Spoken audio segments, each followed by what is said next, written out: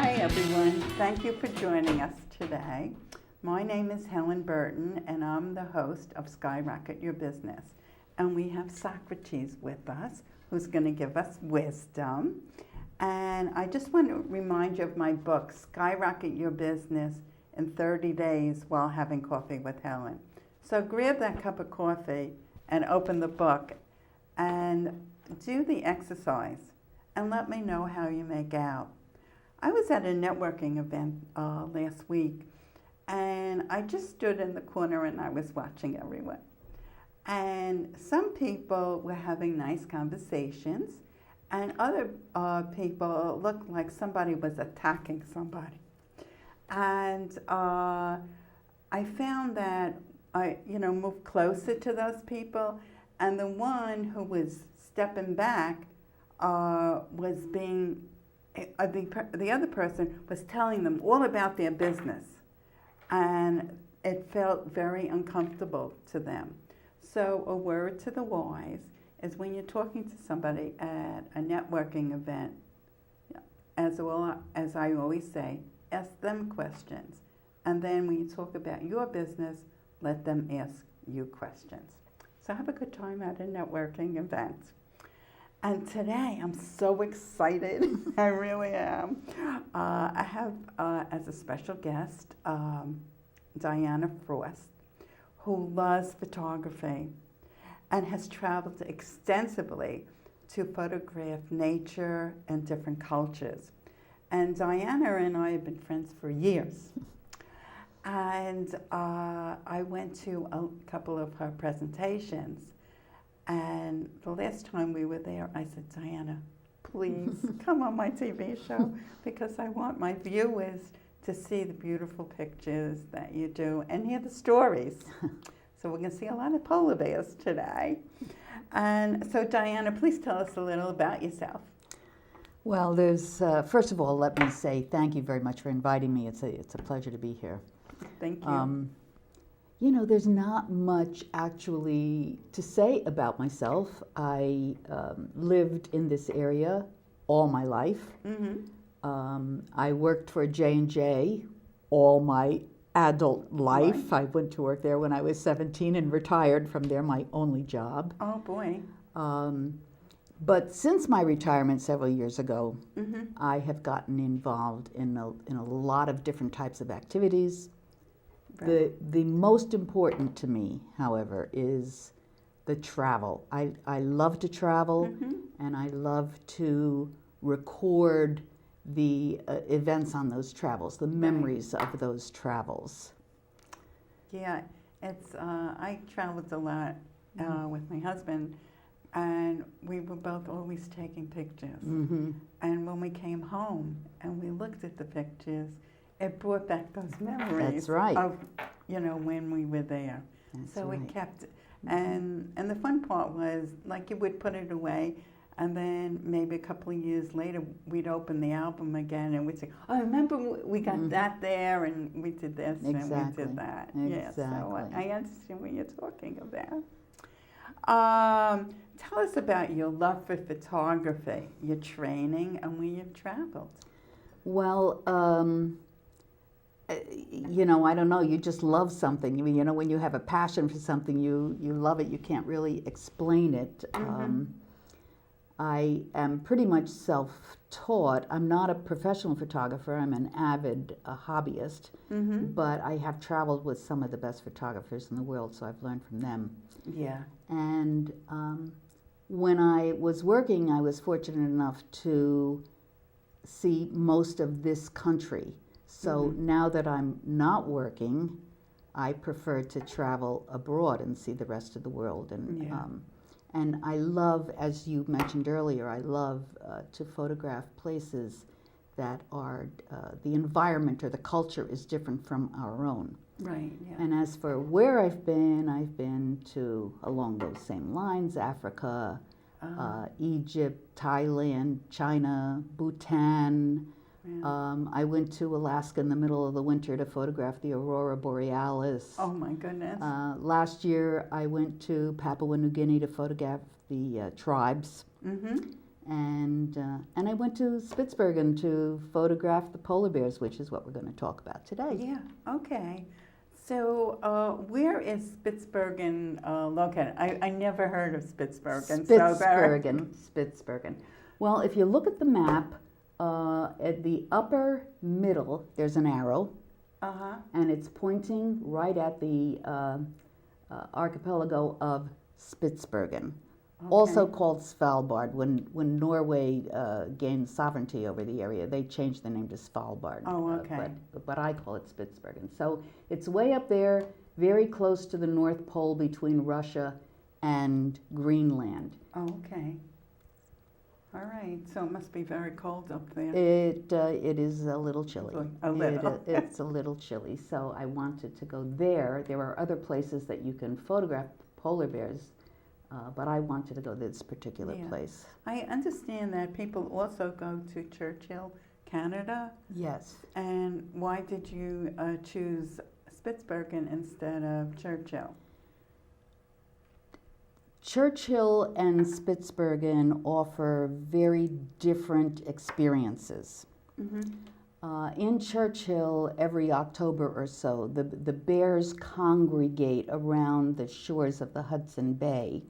And what they're doing is they're waiting for the ice to form on the bay so that they could go out and hunt. Oh. So if you go to Churchill, you'll see a lot of bears, but you'll see them on land.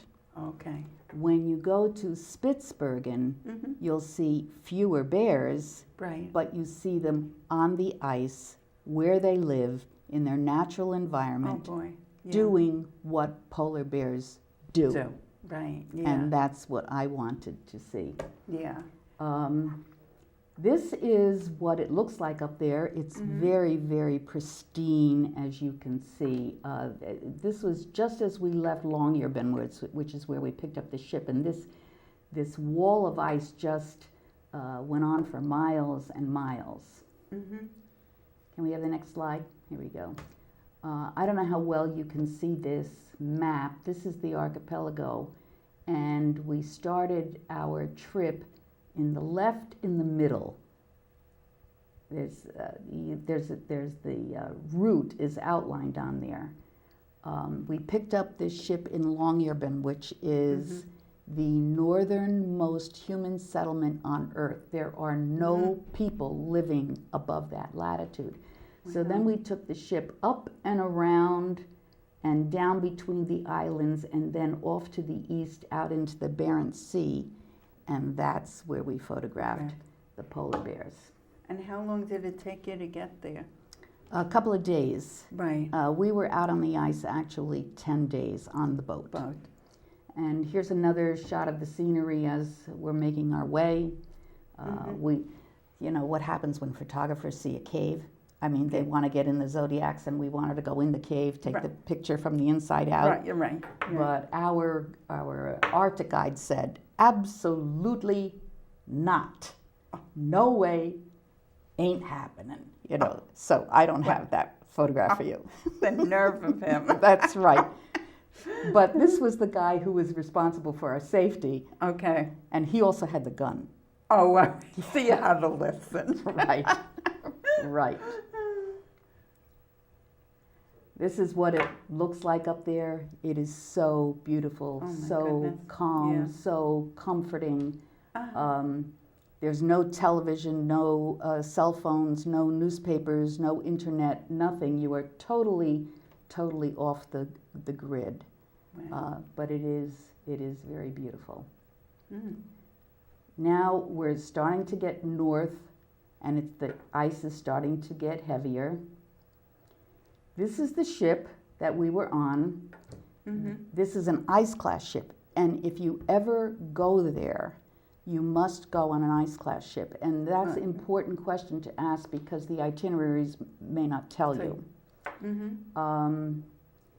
But this is a former Swedish maritime ship which has been refurbished, and it has 6 guest cabins, so there were 8 of us, plus the crew. Now you see those stakes in the ice? Yes, yeah, I see. All right. it. Well, what happens is you can't drop an anchor up there.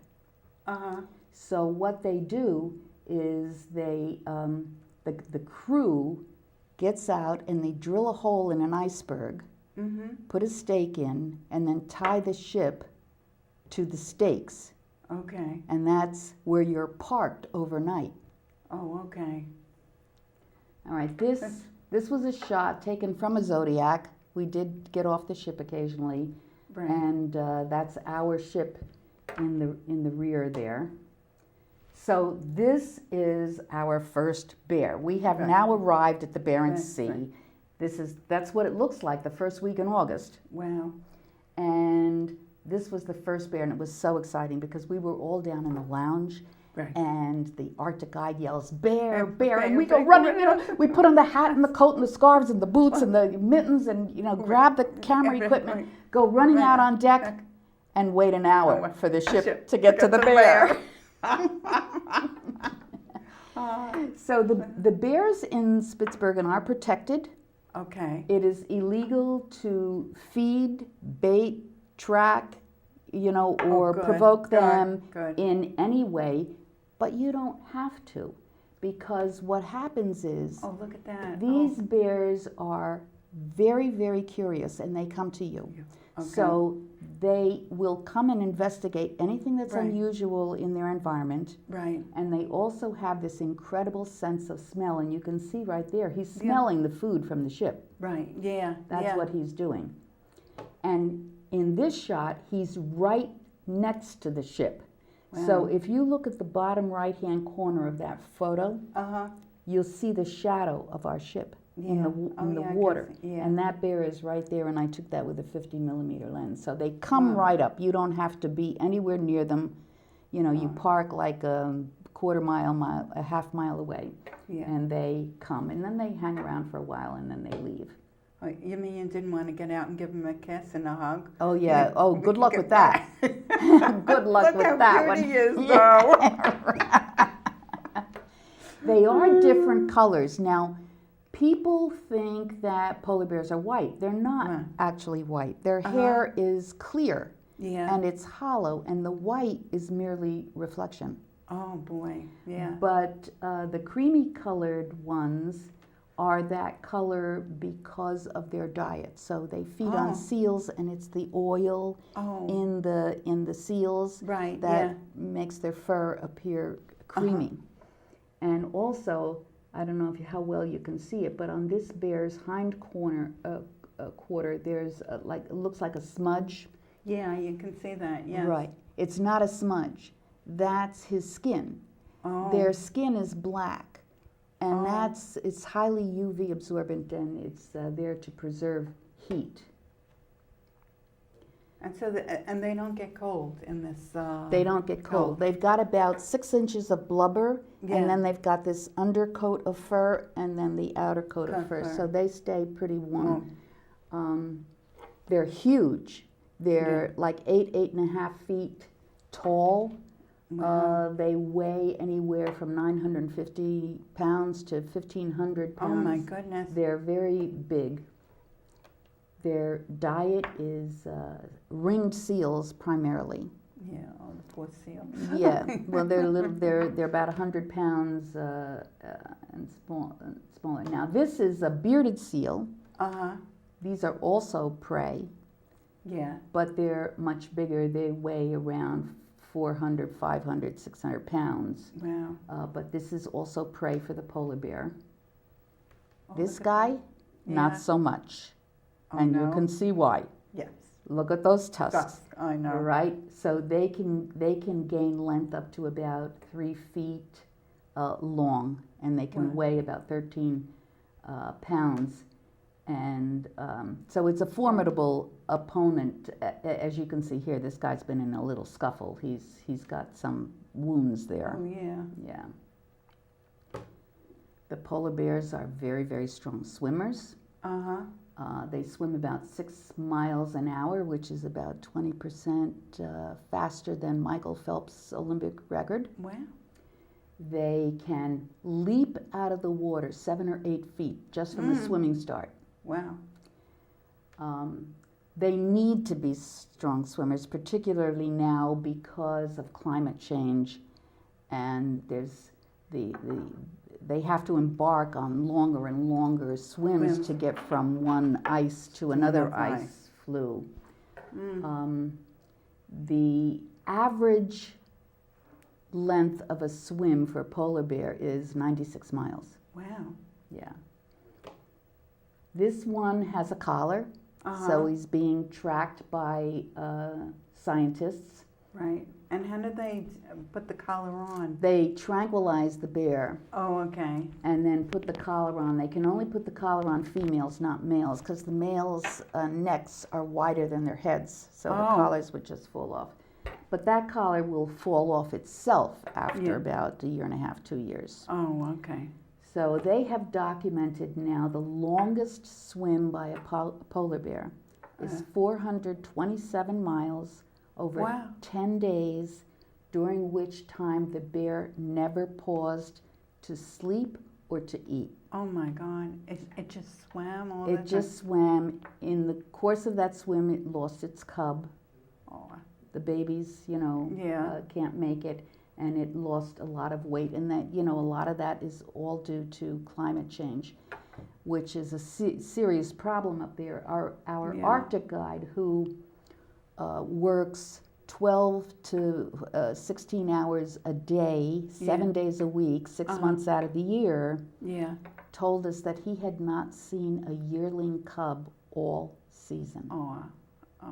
So they're not surviving, the cubs, and the statistics are starting to show that, but I don't think they've caught up to the guides.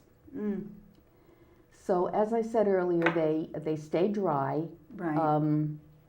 The only thing that actually gets wet or gets cold is the bottoms of their feet or paws and their nose. Oh, okay. So the water just drips off them. They stay actually warm. And then when they come up on shore after a swim, they roll around, which looks like, they're playing. Right. But they're not actually playing. I mean, this guy looks like he's sunbathing, but what he's actually doing is drying himself off. Yeah, so it's really cute. The water is very calm up there in the summer. There aren't winds. You don't find winds. So you get a lot of these shots with the reflections. Yeah. And the bears love the reflections. Sure. And they love to look at themselves in the water. You see them doing this all the time. And it's not because he's hunting, because they hunt with their ears more than their sight. They're looking at themselves. Oh, boy. This is one of my favorite shots. Oh, it is. Mirror, mirror in the sea, who could possibly be prettier than me? That was my Christmas card, actually. Oh, I like that. Yes, yes. I love this shot. Oh, and there's a baby. So this shot I took on the way back. Now we were returning from the Barents Sea. We're in that waterway that is between the two main islands. There is no ice. Okay. So these bears were up in the rocks, and they were very thin. Now this is where they were. They were to the left of that glacier in the dark area, and you can see there's no ice there.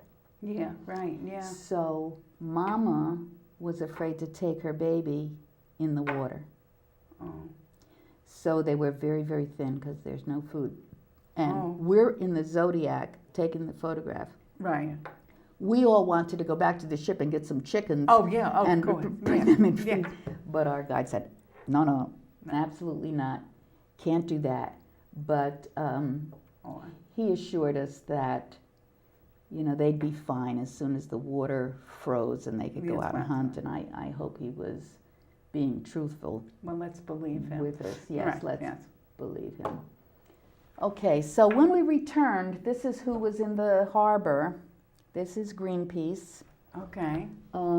We didn't know at the time what they were doing there. I did notice that whale meat was off the menu of the local restaurant that night. Okay. We found out the next day that Greenpeace was there because Norway was doing seismic mapping of the ocean floor in order to uncover those precious pockets of oil. Oh, no. So that's very troubling on a couple of counts. Right, yes. One is that's seismic mapping. I mean, those seismic booms are very, very loud, and they can harm the mammals who are in the water, particularly whales who depend on sound for their livelihood, you know. Yeah, right.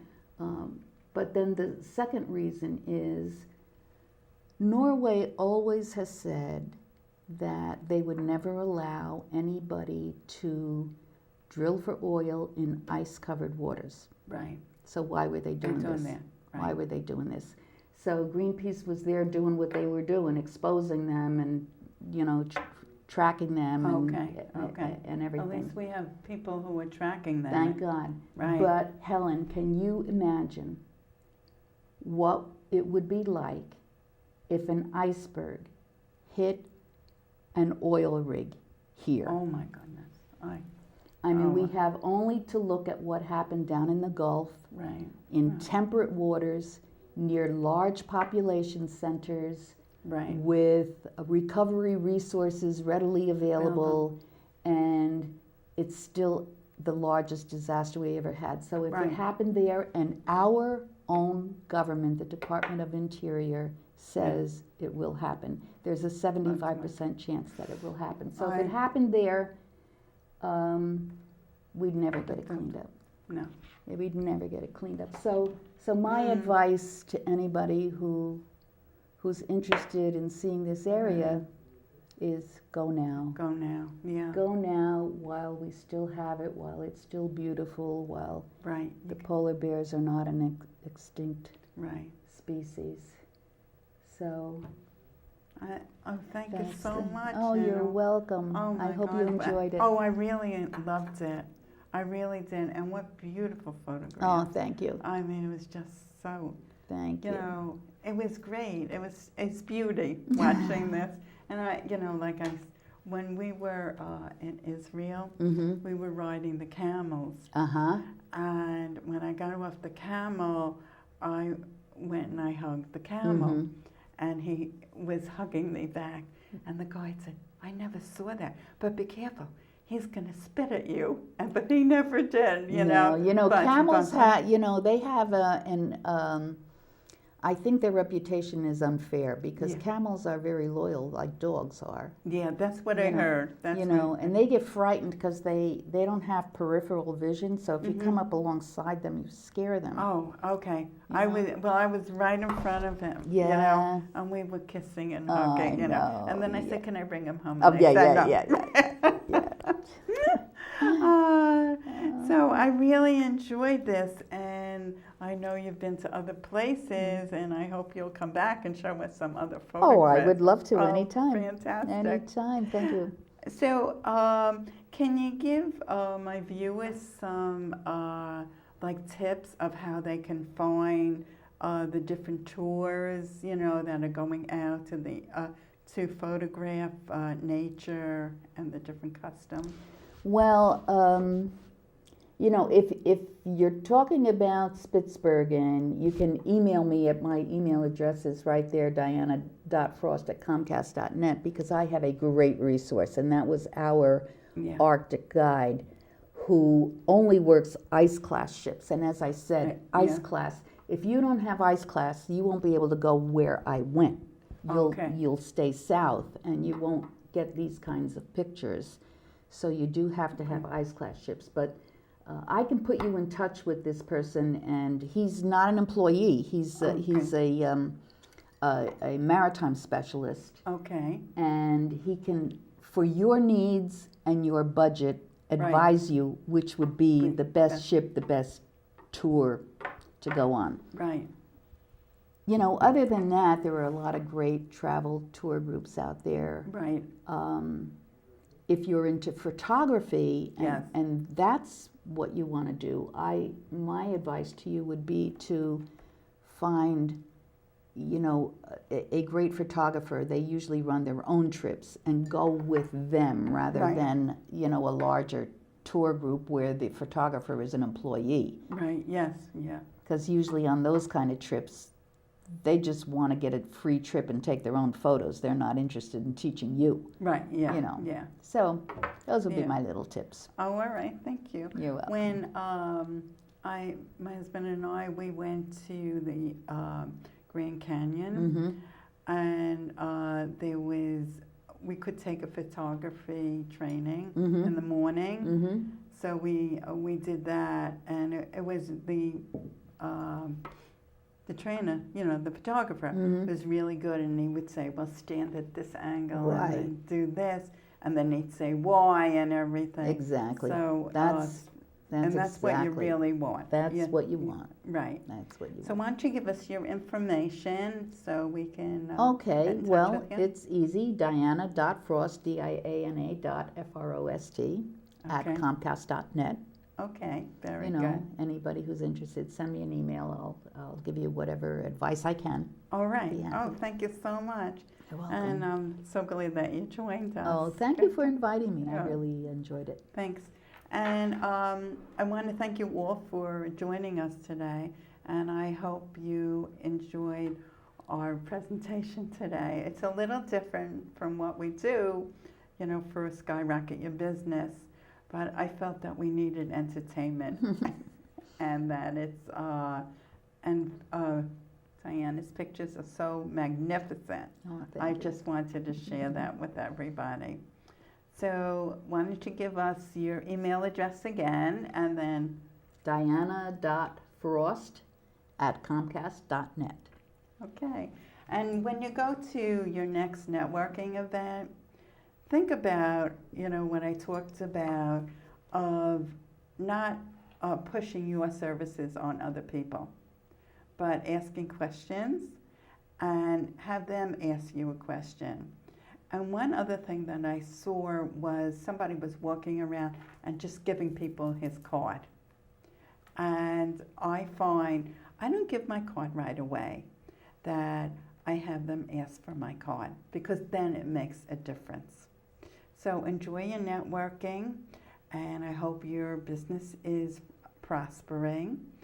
And take time to look at my book, Skyrocket Your Business in 30 Days, while having coffee with Helen, and do the exercises, and let me know how you make out. My email is helen@loveyourselfcoaching.net. And thanks for joining us today.